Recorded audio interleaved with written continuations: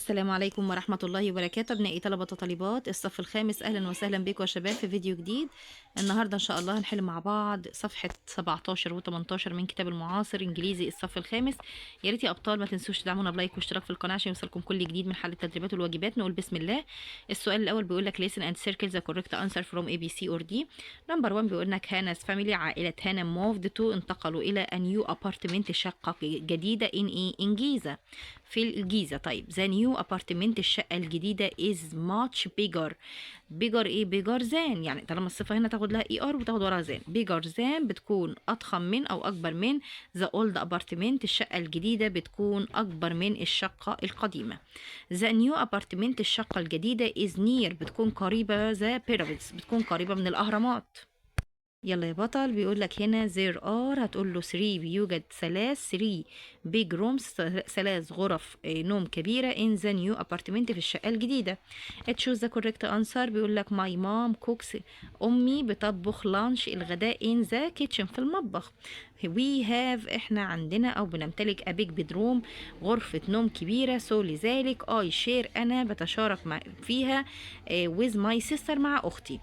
طيب هنا بيقول لك there is a shower، بيكون موجود الدش in the bathroom، في الحمام. هنا بيقول لك complete read and complete the text with the words in the box، بيقول لك اقرأ وكمل النص بالكلمات الموضوعة في البوكس.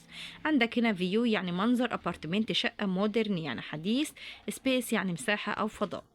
جانا بيرنتس اللي هي والدين جانا، بيقول لك had to move، اضطروا ان هم ينتقلوا to a new job، لوظيفة جديدة. so لذلك they moved to a closer apartment، هم انتقلوا الى شقة جديدة. the new apartment، الشقة الجديدة is in Cairo، بتكون في القاهرة. the new apartment، الشقة الجديدة، يبقى اول حاجة هتقول له apartment. طيب هتقول له much bigger than the old one، بتكون أضخم من الشقة القديمة. the kitchens اللي هو المطبخ is bigger، بيكون ضخم. and the oven والفرن is more modern، الفرن بيكون أكثر حداثة، يعني بيكون حديث جدا. the living room، غرفة المعيشة has more space، بتكون مساحة كبيرة، مساحة فاضية يعني. so لذلك they can have a bigger television، نحط تلفزيون كبير، نضع تلفزيون كبير. they have 3 bedroom، وكمان عندنا 3 غرف نوم. and جانا shares a room، وجانا بتشارك الغرفة with her sister، مع أختها أميرة. حلينا صفحة 17، ننتقل ل 18 يا شباب. ما تنسوش اللايك والاشتراك في القناة عشان يوصلكم كل جديد. بيقول لك هنا choose the correct answer from A B C or D. the general idea of the text is، بقول لك الفكرة العامة للنص بتتكلم عن ايه؟ هتقول له ريمز apartment، اللي هي شقة ريم. طيب the underlined word، الكلمة اللي تحتها خط كلمة fantastic، اللي هي fantastic يعني رائع، means هتقول له wonderful. طيب هنا بيقول لك answer the following question. Who does Reem live with؟ مع مين دينا بتعيش؟ هتقول له she lives with her family، هي بتعيش مع عائلتها أو العيلة بتاعتها. طيب يقول لك هنا why do the parents، ليه الآباء sit in the بلكون، ليه بيجلسوا في البلكونة؟ هتقول له to drink coffee، عشان يشربوا القهوة. to drink coffee. how many bedrooms، كم عدد غرف النوم does Reem have in her apartment، كم عدد غرف النوم اللي بتمتلكها ريم في شقتها؟ هتقول له 3 bedrooms، 3 اهي يا شباب، 3 bedrooms، 3 غرف نوم. هنا بيقول لك ترتيب we moved to، احنا انتقلنا a new house، لمنزل جديد.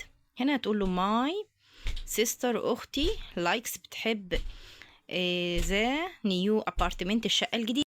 هنا يا بطل في البنكتويشن بيقول لك why are فريدة and دينا happy، ليه فريدة ودينا بيكونوا سعداء؟ أول حاجة فريدة هنا هتحط الإف كابيتال وتحط كويتشن مارك لأن ده سؤال. اور بيدروم، غرفة نومنا is really big، حقا بتكون كبيرة، هتحط هنا الأو كابيتال وتحط نقطة. هنا بيقول لك اكتب باراجراف عن من 50 كلمة 13 words عن about هنا your new apartment، عن شقتك الجديدة، واستخدم كلمة بلكون وأوفن. طيب هنا هتقول له I moved to a new apartment، أنا اتنقلت أو انتقلت لشقة جديدة. my new apartment، شقتي الجديدة is very beautiful، بتكون جميلة جدا. There is a modern kitchen بيكون مطبخ حديث، بيكون فيها مطبخ حديث. Our new oven وفرننا الجديد is very big بيكون كبير. My bedroom غرفتي is very wide بتكون حلوة with a big بلكون وفيها بلكونة كبيرة. كده حبايبي نكون وصلنا لنهاية الفيديو بالتوفيق والنجاح يا رب. ما تنسوش تدعمونا بلايك واشتراك في القناة علشان يوصل لكم كل جديد إن شاء الله من حل التدريبات والواجبات. بالتوفيق والنجاح، مع السلامة.